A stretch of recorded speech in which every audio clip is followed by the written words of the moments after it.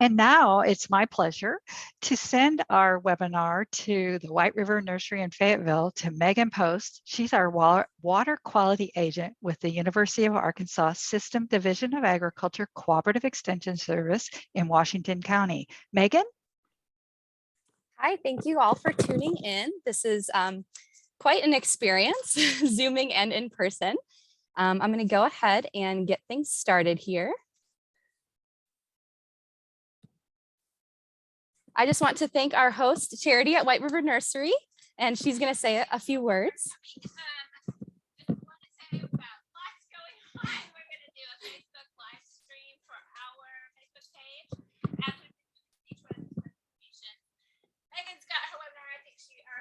She's told you that. So we're kind of multitasking all over the place. Thanks for coming today. And we're gonna hope that the rain holds off so you can go collect it tonight instead of while we wash our barrel. We also wanted to remind everybody that if you need to make another rain barrel after this, or if you didn't get into this one, we can say Botanical Garden of the Ozarks is having basically the same workshop on site up there. So friends didn't make it in, let them know. It's under their Learn tab on their website. And you can register through them.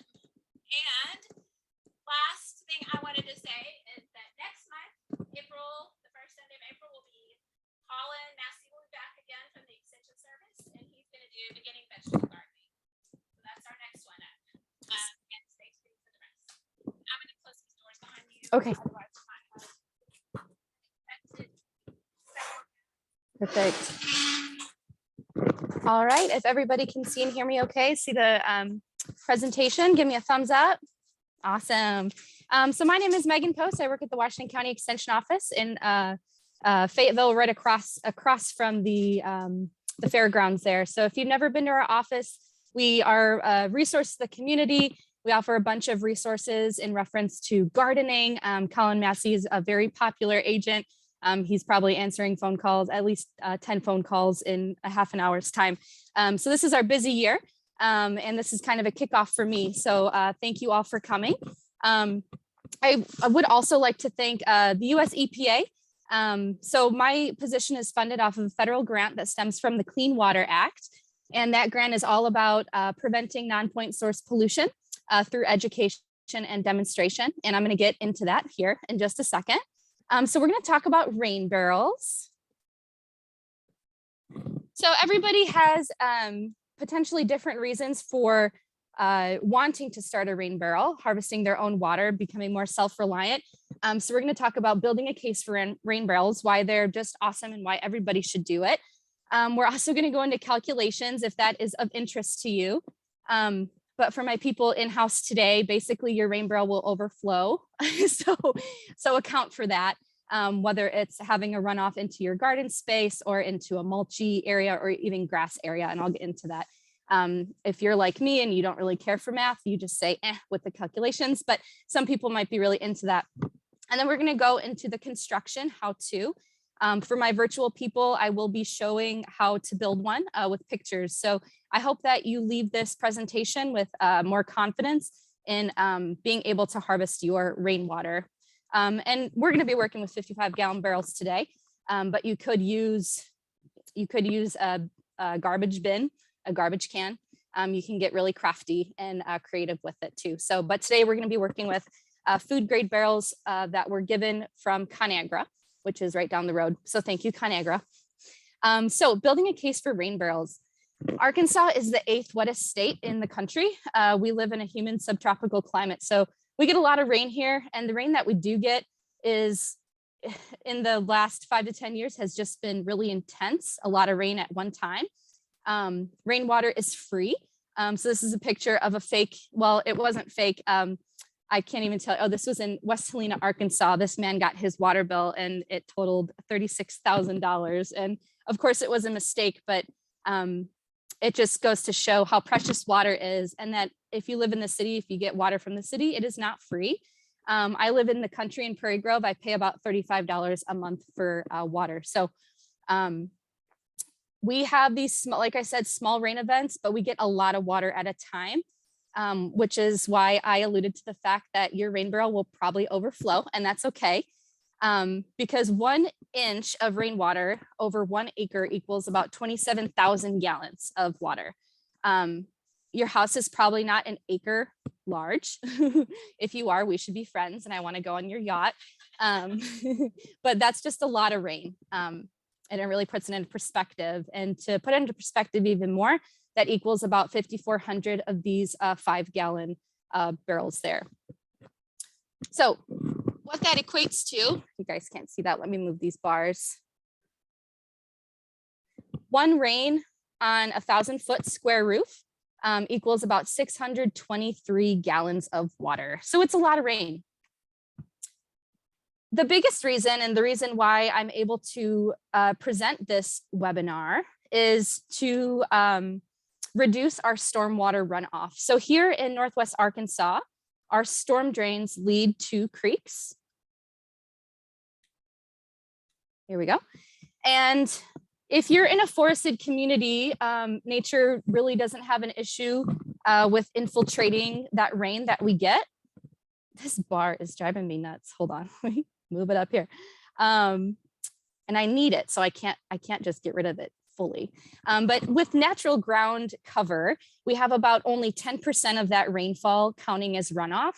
40% evapotranspirates in the air through the trees and plants.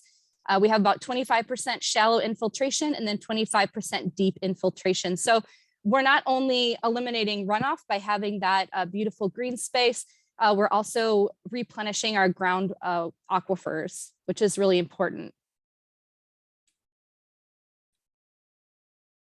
So as you can imagine, when we build any impermeable surface, whether you're talking about a roof, a street, a parking lot, or a road, all of that runs off.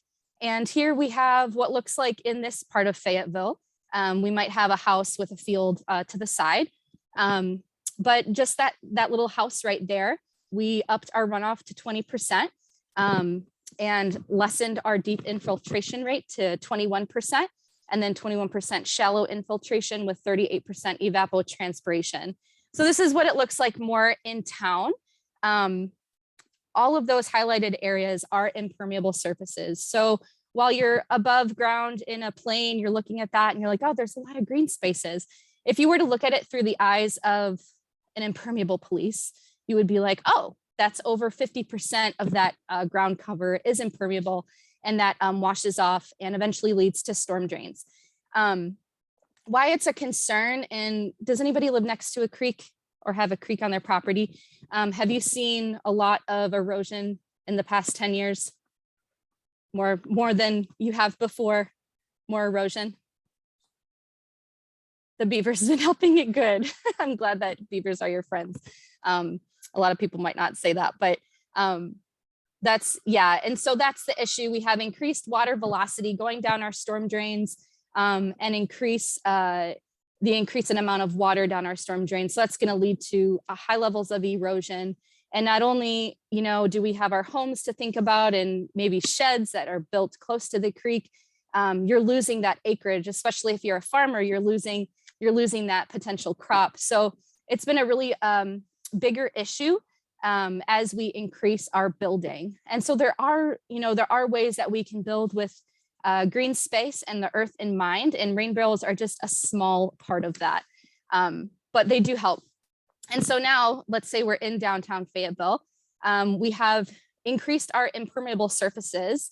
Thankfully, we have more green spaces than this picture shows. However, in a fake world, fake city that we're looking at here, we have about 55% of that water is runoff, only 5% deep infiltration, and then 30% evapotranspiration. So most of that runoff is just running off and potentially flooding. So to summarize, undeveloped, we have about 10% runoff. In urbanized land, we have upwards of 55% runoff.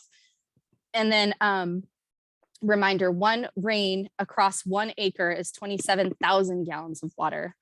And we all know that water is a very, very strong force of nature. So not only do we have that increased velocity down our storm drains, but Stormwater runoff also carries pollutants, including nutrients, sediment, bacteria, pesticides, and automotive fluids to our rivers, lakes, streams, and creeks. And all of those types of pollutants are considered non-point source pollutants. So they come from a variety of sources. And once they get into the water, you can't pinpoint the source and you can't say, hey, that was you, I'm going to call the cops on you. It's really hard to manage, and it's hard to, it really comes down to just having awareness of what that is, and then not contributing to that. Whereas point source pollution, it comes from a single pipe or a set of pipes, and you can really pinpoint the source, and from there you can regulate that specific type of pollution. So if we have a factory that's has a pipe going into Beaver Lake, they're testing that water to make sure it's up to EPA standards, because if it's not, they will get fined. And that's not in every country. That's why, you know, it's important for the EPA to have some sort of rule and regulation in regards to point source pollution, because we get our drinking water from these sources. So I don't know about you, but I don't want a bunch of pollution in the water that I drink. So it really comes down to shifting our thinking, where rain can be a liability, and then turn that into as a resource. So how do we capture it? How do we help it soak into the ground? The 3 S's in stormwater pollution prevention are slow down, spread out, and soak in. So how can we think about our personal property, and how can we do that to our landscape? And then how can you use it? Because it is, like we've been talking, it's a resource. And so I'm just going to go over a few different examples of what this looks like. I took this from the internet. I don't know where it came from, but it's an amazing picture. Yes, I love it. And I would love to do something like that. So they rerouted their drain. It looks like it goes into the center area with rocks and gravel, and then gets distributed into their, looks like vegetables and herb gardens, which is pretty cool. So essentially rerouting our storm drains, or our storm drains, our roof drains, to not go down storm drains. I've seen in town storm drains that just lead underground, and those go down into a storm drain. So really, if we want to help eliminate stormwater runoff, maybe that's a start, and maybe that's something that you guys can do at home, is you can reroute your drainage system to either empty out into a rain barrel, into your grass, into an area maybe away from the house. This picture on the right is nice. However, it's really close to the house. And while I like this picture, it's too close to the house. So I would recommend installing another sort of drain on there, so that's not going backwards into your foundation. And then capturing it for later use. So maybe you're going to use, does anybody plan on using this rain barrel in a garden? Cool. And I hope you send us pictures when you're done, please. And enhancing infiltration. So rain barrels are good at this. I like the setup on the left there. So they've got 2 going, and then it leads into a sprinkler system, and then that feeds their water, their plants, which is really nice. As you all are aware, it gets really hot here. So that drip irrigation is key, and is a really good idea. So getting into the calculations, that's why I just like sigh looking at this, because it's a lot. But if this is something that interests you, you want to calculate the area of all your impervious surfaces, so driveways, sidewalks, patios, and concrete areas. And you're really just doing length times width. And then you're going to divide, like say your house looks like this picture on the left here. You're going to do length times width, and then you're going to divide that in half, because half of that roof is what you're going to be measuring. So it can get, and this is why I don't really care about calculations, because it can get really tricky. Obviously, not all houses look like that. You have a lot of different angles and all of that. So just plan on your rain barrel overflowing, especially with the rains that we tend to get here. So assuming 45 inches of annual rainfall, a home with 1,200 square feet footprint will generate about 28,000 gallons of runoff every year. So while rain barrels might make a sliver of a difference in stormwater pollution, it is a difference and it is worth noting and trying to be better at. And it's free. Irrigate your landscape with it. I'm kind of running through here real quick. I am originally from the Chicagoland area. I talk fast, so if anybody needs me to slow down, raise your hand. Okay. We're going to get into the how-to, and then after we do this how-to, I'm going to open up questions to my virtual audience, and perhaps they have the same question as you guys, and so I'll kind of just vocalize their questions and go over answers, and I will leave the virtual open, and I will have my colleague Mary close it out when we're finished here. So again, we're using 55-gallon food-grade plastic barrels. I believe all of our barrels are blue. Is that right? And there is a difference between white versus blue, and it just has to deal with transparency. If you leave your 55-gallon barrel that is white, the sunlight enters it more easily, and it's kind of like using different colored glasses for different beverages. You don't really want that sunlight to get in there. The sunlight will build algae. So I recommend if you do have a white one, you can paint it and paint it any color you want. And so you guys are leaving with blue barrels today, so still feel free to paint it. I'm just kidding, we're not going to start building yet. For my virtual people, you can access this website. Mary's going to share it in the chat.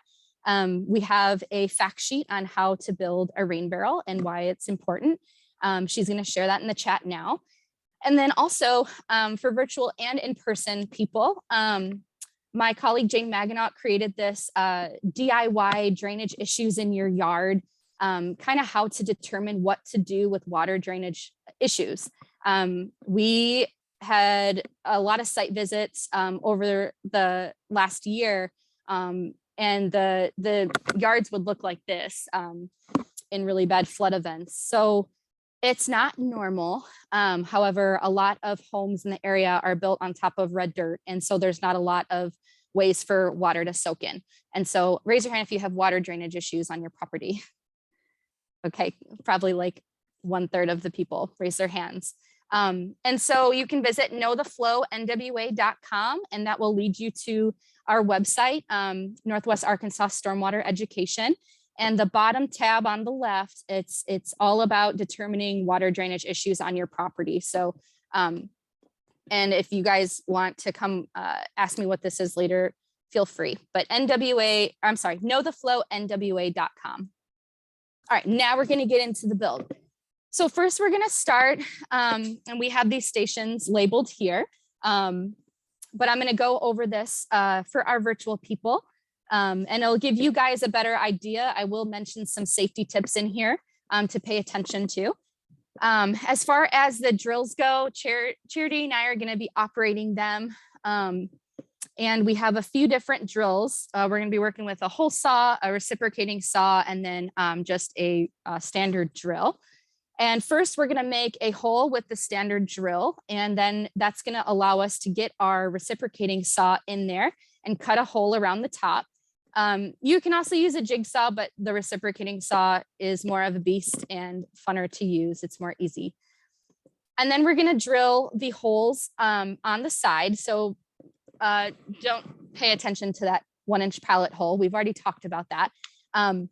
We're going to do a 1-inch overflow hole. That's the same drill bit as we're going to use today. So it's 1 inch all around. And then we're also going to do, what's that?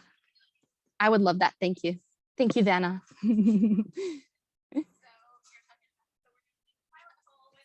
1 inch. Yep.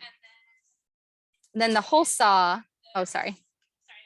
Sorry, virtual people. Charity's showing these drills in person.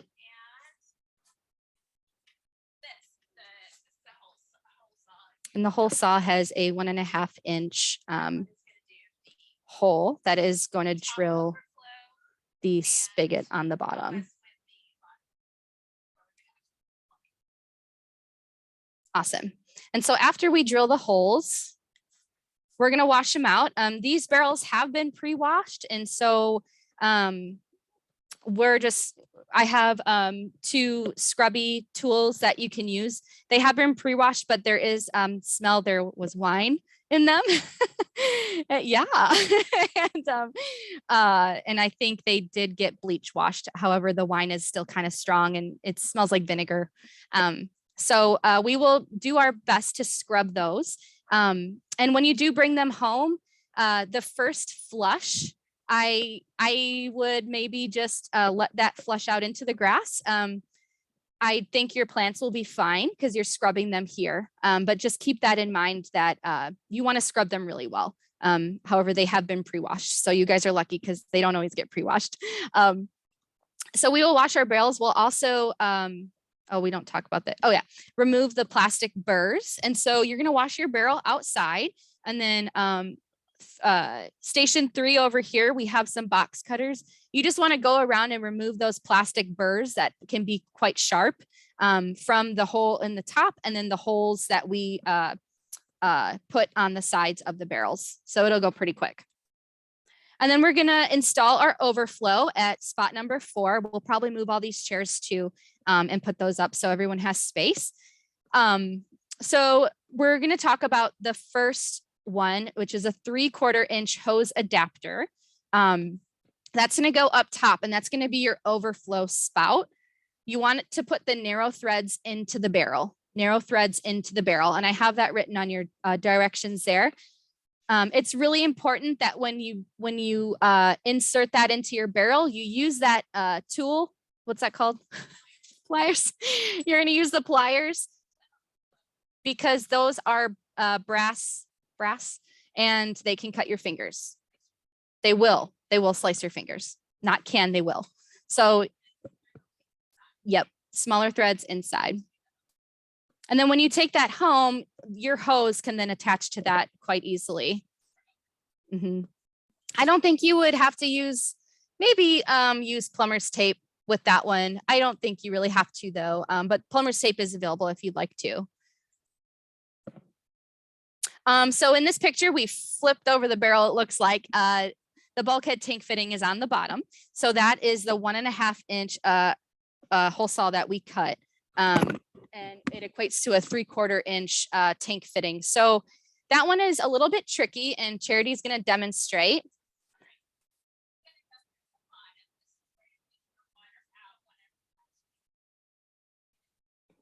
So depending on the bulkhead tank fittings that you purchase, one side is going to go in the barrel. So if we look at the picture demonstrated here, the part of the bulk tank fitting with the sticker on it, that's going to go on the inside of the barrel. And then that's going to also have a another piece of washer there that's going to go on the inside as well. So as you insert that on the inside of the barrel, you then meet it with the other piece, the hexagonal piece, and that's going to screw on the outside. The hexagonal piece screws on the outside of the barrel, and you want that washer to accompany that hexagonal side as well. That washer is a harder one. Yes.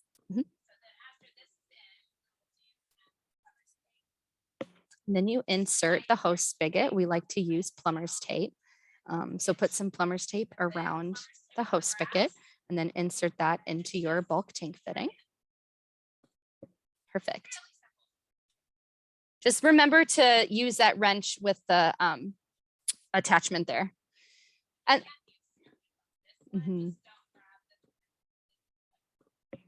yeah. And then we're going to give you an option. How do you want to attach your screen? What I have available for you is an option to attach it with staples. And so you're going to bring your barrel over to the screen. And I should mention the other option too. The other option is you can take it home and you can use a bungee cord. And that's just personal preference. It's whatever you want to do. That screen is very cheap. You can get it at any hardware store. If you are going to use bungee cords, I ask that you use the screen that is longer because you're going to want to measure the access that you want. You don't want mosquitoes to be able to enter that. So that's the whole point. But if you're going to use a staple gun, use the shorter version that Charity has in her hand. You're just going to put it over your barrel on the top, and then you're going to cut it to size. And then you're going to staple that screen to the lips of the top of your barrel. If that doesn't make sense now, it'll make sense later. There's going to be a lip left. And then you're going to just make sure that how I like to staple it is I'll go north, east, south, south, and west. And then I'll go, 11 to 4, and then, 2 o'clock to 6 o'clock, and kind of go around that way. And then you have your screen on and it's secured, and then you can cut it around the lip. So then it makes a perfect circle. Mm-hmm.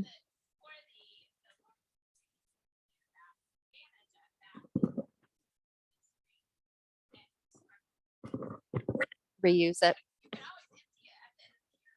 So Charity's talking about the benefits to bungeeing versus stapling. So bungee cording the screen will allow you to maybe more easily reuse your cover there.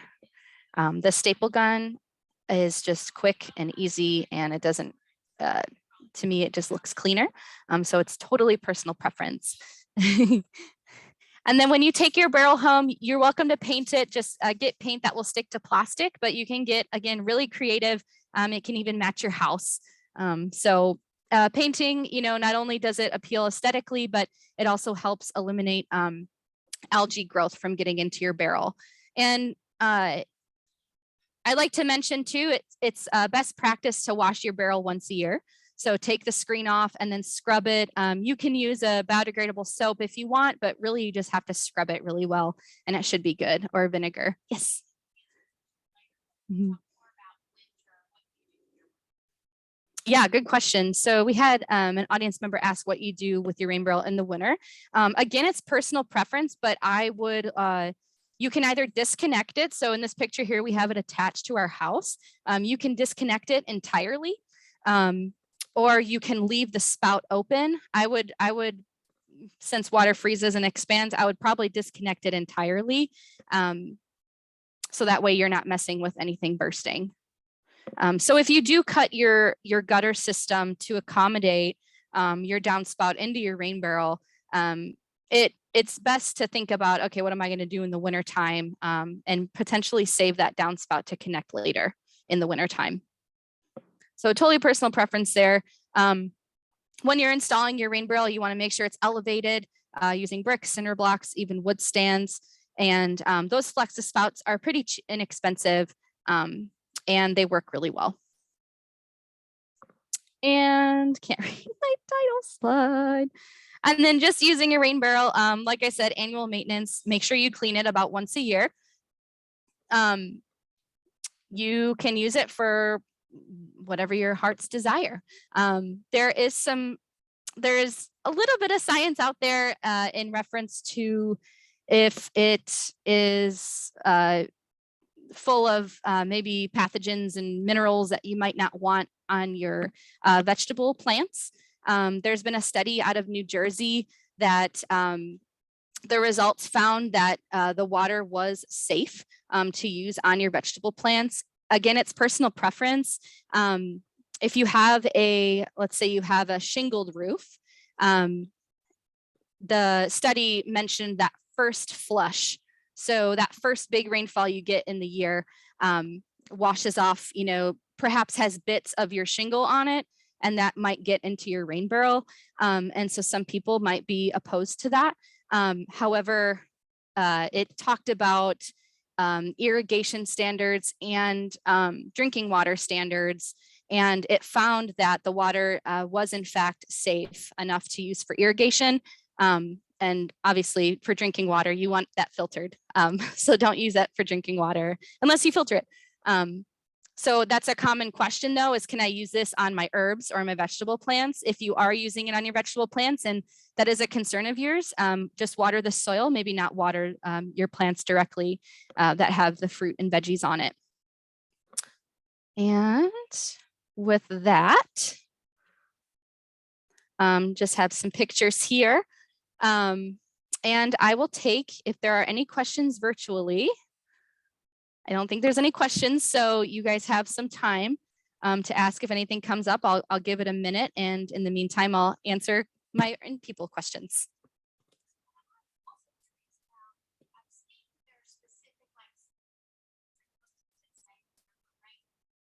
Mhm.